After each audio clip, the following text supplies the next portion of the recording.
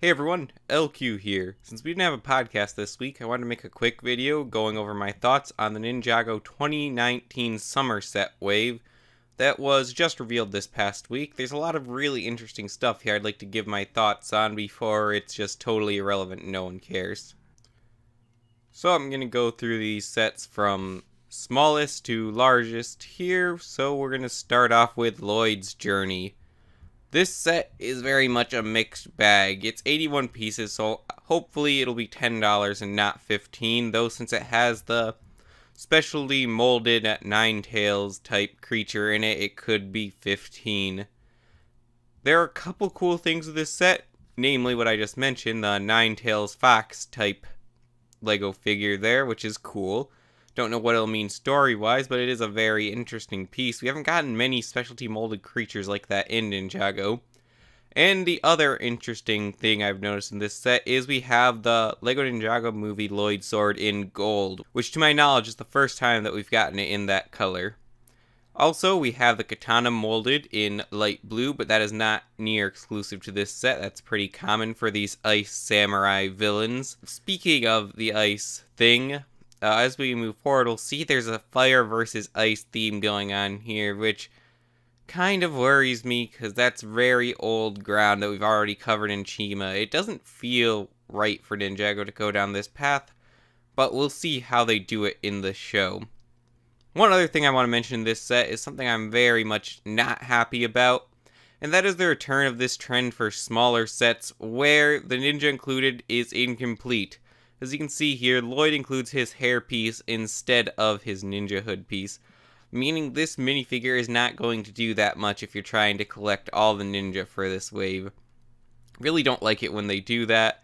It just creates more sets you have to buy if you want to get a complete collection. I don't know that I'll get this set. It'll probably be cheap. If it's 10, I'll definitely get it. If it's 15, it might be more worth it for me just to get the Fox minifigure off of Bricklink. Then next up we have Cole's Dirt Bike. The set itself here feels very old. I mean, I feel like we've been here before. Cole has gotten motorcycles before in the past, and this is just really nothing new. As for the minifigures though, this does have a pretty cool spread. The main thing of note, it will start with Kai here, is they have the same hoods from the Ninjago Legacy wave, but they now have elemental symbols printed on the hood, which is cool, though there's no new color or anything for these, so they're just an upgraded version of the hoods that we got last wave. Also, he has the new katana piece with the short hilt, which we first saw in the Hunted wave in gold, which I also believe is new here. Cole actually has a new hood, meaning it's recolored, not just printed on. Where it had previously been brown, we now have it in orange, which I think is very cool. As for the outfits themselves, they're alright. They're more boring, but they are at least unique. So they're about par for the course as far as ninja outfits go. The Fire Snake villain here is really cool. I have no idea how it's going to fit into Ninjago canon, as we've gotten snakes so many times for villains. But I love the colors with the bronze, browns, sand, tan colors, and like the flames with the cobra look on it. I just think it's really cool, and I look forward to collecting a lot of these. So overall, probably won't get this set. The bike is just not interesting to me. Next up, we got the Shuricopter. This includes a new Zane, an interesting variant of Jay, and another Ice Samurai. I really do like the designs for the Ice Samurai. I don't think they're the most unique. I don't think they're the coolest designs that Ninjago's ever gotten, but it is certainly a cooler one. I love the colors and how it's very different than stuff we've gotten before. Now, I've heard rumors that Zane is going to become the Ice Emperor in this, and this form may represent that here, or at least represent his transformation into it. It is worth noting that unlike the other ninja, he does not have either yellow hands or black gloves, but has this light blue coloring for both his waist piece and his hands, so we'll have to see how that turns out. I also believe that is a new armor shoulder pad piece he has there. Cole and Kai also had that, but I forgot to mention it. The traditional shoulder pad armor pieces do not fit with these new hoods, so they must be doing something different, so it doesn't have the katana holder piece in the back, which overlaps with the strings from the hood. The J here is really interesting, and we'll see it in other minifigures in this wave. he has a new Spinjitzu variant, which includes what I believe is a recolor, or at least a different cast, of the Spinjitzu Tornado piece, which we got in the Spinjitzu sets earlier this year. He sports what I believe is the same outfit as other variant, which we'll see later, but with a new hood, which has like this fiery elemental thing coming off of it. Well, I think this is cool. I have kind of an issue with it. For one, if you want a complete collection again, you basically got to get two variants of the same print with all these minifigures. One with the hood with the elemental print on it, and one with the hood with the fiery mold on it, which I don't like. I would have at least preferred they have totally different print variants for it. I also think it's kind of cheap they're already redoing the Spinjitzu things, but in the sets this time. I collected all of them before, and I thought they were really cool, but they didn't have exclusive minifigure variants in them. If they were going to do exclusive variants that went along with Spinjitzu, I feel like they should have been in the individual sets, rather than now making it so we have two different variants to collect. Still though, I think it looks pretty cool, and I'll definitely be collecting these. This set itself also sports a couple new pieces I can see, one being the new spear tip for the Ice Samurai. Several of the spears also have banners on them, which I feel like will be significant based on the box art here, which we'll talk about in a bit. And we also have this new snowflake blade type piece on the Shuricopter. This set is 361 pieces, so I'm not sure if I'll pick it up or not. I'm guessing it'll be $35, $40, but it's not that interesting to me. I feel like there are other sets in this wave that I like better and have had more unique designs. Next up we have the Firefang, sporting 463 pieces. This set has a lot more pieces than I thought when I initially saw it. In this set we have the Spinjitzu Fire Hair version of Kai, which looks pretty cool. And again, I cannot get a good view of these new Spinjitzu Tornado pieces. I'm fairly certain they're different than the ones we got in their individual box set earlier, but they seem to sport the same colors, just with less of the solid primary color, if what I'm seeing is correct. But we'll have to get a better view of the pieces themselves before we can say for certain. Another interesting minifigure here is this golden fire cobra thing, which sports a recolor of the Ghost/Nauticon tail, and I really love that piece. It looks really cool. The gold molding for the head is awesome, and I really want to get this minifigure. Overall, I actually really like this set, but it might be $50, judging by the price. Hopefully not. Ninjago's normally priced better than that. If it's $40, I'll definitely consider it. But it doesn't feel like a really big set, and I'll have a hard time paying that much money for something that feels so small. Next up, we have the Katana 4x4. This one sports another version of Kai, who has again regained his role of being way too overused in Ninjago Wave, so you get so many versions of Kai and not enough of everyone else. And we have the Spinjitzu Fiery Hair version of Nia, as well as another new snake guy. This one is black and has the tail piece again. He's pretty cool. It's going to be a nightmare to find on Bricklink because those tail pieces always just skyrocket the price. This set sports 450 pieces. I'm guessing it'll be 40 to 50 by that. And I kind of like this set. It's not the most unique, but I feel like it is a different type of vehicle we haven't gotten from Ninjago before. Like some other vehicles in this wave, but though I have not mentioned it, it sports a new tire construction, which I think is pretty cool. And we also have the new snowflake blade piece in gold here. This is one of the sets I think I'm more likely to pick up than any of the others. It has a pretty good spread of minifigures, a more interesting design for the vehicle, and a minifigure that will be very expensive to get secondhand because of that tail piece. Next up is my favorite set of the wave, Lloyd's Titan Mech.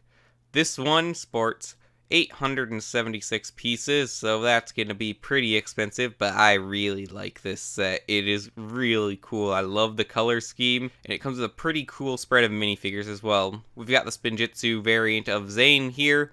We have Lloyd with the printed hood, who, as I mentioned earlier, some of these minifigures, specifically Lloyd, have yellow hands instead of black, which is very odd for Ninjago. Very, very few minifigures ever sport yellow hands in Ninjago. Usually it's always the black glove type piece. I don't know what is going on with that. You get a pretty good spread of ice samurai goons as well, so that'll be cool to have. As well as a lot of the katana pieces molded in the light blue, which I love getting the variants of the katana, as I mentioned before. I'll almost certainly pick this one up. I don't know quite when, but it is one of the cooler designs, so I've got to have it.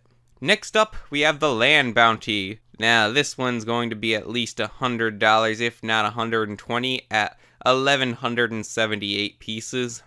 I'm not a huge fan of this set. I feel like this is definitely a downgrade based on some of the past Destiny Bounty variants we've gotten. It does come with a lot of minifigures, including the new variant of Wu, who seems to be sporting a cape. Also, we have the normal variant of Jay and Nia in this set, and the Spinjitzu variant of Cole. We also have both of the special fire snakes, I believe, in this set, the golden and the black version. So you get a lot of the collectible minifigures for this wave in this set, but I just don't like how it looks. I don't know. I don't think it works. It looks clunky. I think the Diesel Knot had a much better aesthetic than it, and I can't think of any reason I'd want to own this set. I could almost certainly say I will not be picking it up unless some really good deal comes by me. Next up, we have what seems to be the flagship set of this wave, the Castle of the Forsaken Empire. This one I have very mixed feelings about. We have the Spinjitzu variant of Lloyd and what looks like to be a human version of the Ninetales minifigure, as well as another Cole minifigure included in this set, which is, again, not exclusive to it. I'm not a big fan of the structure itself. It reminds me of the older LEGO playsets, which I don't think look too great to display. One thing that does look really cool, though, is the ice dragon that comes in here. I love those wing pieces there, and I think the dragon overall is really well designed, if not the most unique, but we haven't gotten a cool ice dragon in a while, especially not since it became the standard to have these new wing pieces on them. This is, again, one I don't think I'll pick up. It's just way too much for a set that I do not like. I actually did not realize these were a thing until I found a Brickset article researching for this video. But we are getting more individual Spinjitzu minifigures, and this time with specialty variants. Now, I cannot say for certain if these are the same tornado pieces in the other sets, again, because there's a lot of effects circling around them in the sets themselves, but it seems to be. First up, we've got Spinjitzu Slam Lloyd, and these are interesting. I think they have lot better accessories than the last version of these Spinjitzu sets, and I hope they're still going to be priced around $10. I really like this variant of Lloyd, actually. The gold with the transparent green stuff, it looks really cool. And then next up we have Spinjitzu Slam J, who it looks awesome. I like how they included the grays with the blue and the transparent lime green, and it just looks really, really cool. It seems that these are going to have some automatic launching mechanism as well on it, which could be pretty cool. I'll have to see how it works out myself, but chances are I'm going to be getting these. I love the just really out there looking designs for the minifigures. And then next up we have Spinjitzu Slam Zane, who, if I'm not mistaken, might be sporting the same gray as Jay, or it might be silver. I hope it's silver instead. He looks really awesome as well. I really, really like this variant, and I'm definitely going to be picking this up. The only other of the Spinjitzu Slams that we have revealed right now, which I hope is not the last, because I hate it when there's incomplete waves. I really hope we get a Cole and a Nia of these Spinjitzu Slams, is Kai versus Samurai. Now, why they just included a nameless samurai in here instead of something else, I do not know. The Kai looks awesome, though. The gold and the red together with the transparent orange look really, really cool. Again, I really like these variants. This is the first time I'm seeing them now. The Ice Samurai, as I mentioned, is much more disappointing. It seems to just be a generic bad guy, just padding the price for this set.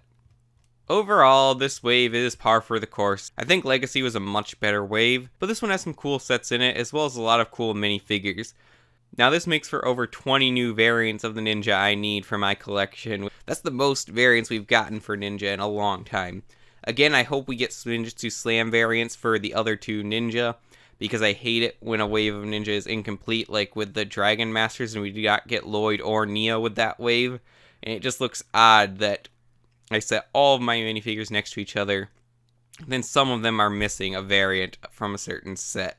Again, not a huge fan of the fire versus ice theme. I feel like they could have thought of something better, but maybe we're having trouble coming up with ideas, but we'll see what the show does with it. I'm very interested to see how the show handles this, because I cannot make any sort of interesting plot out of it at all. Well, that about does it for my thoughts. Be sure to leave your thoughts for these sets in the comments below, and like and share the video. We'll probably talk about these more in a future podcast, so keep an eye out for that, and I'll see you on the next video.